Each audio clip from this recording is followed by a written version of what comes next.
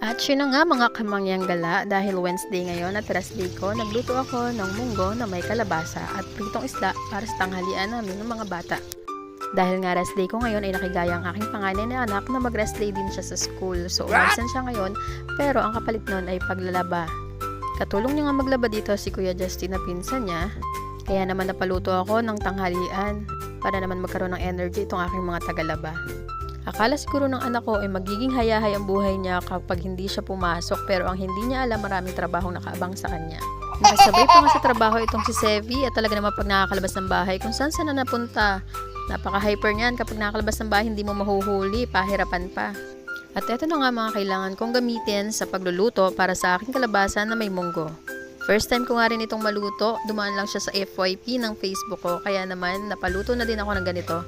Since meron naman akong rekado sa bahay, ay eto na yung niluto ko ngayon tanghalian.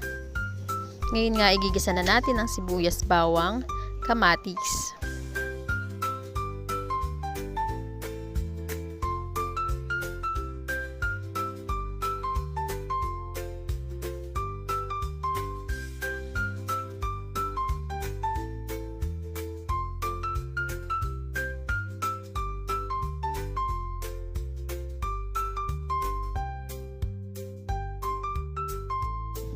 Pagkatapos kong maigisa ang sibuyas, bawang, kamatis, isinama ko na nga rin pala dito yung tuyo.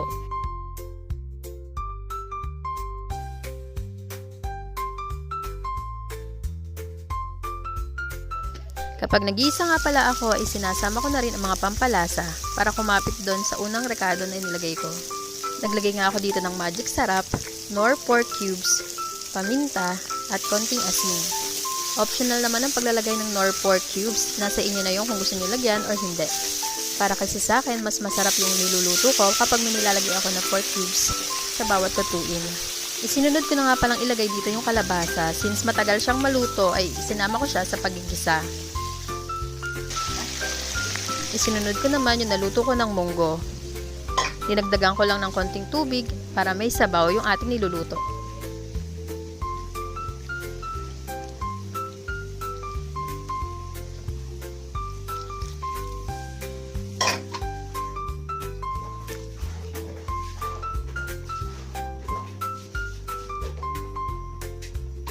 At hinayaan ko nga lang siyang kumulo hanggang lumambot na yung kalabasa.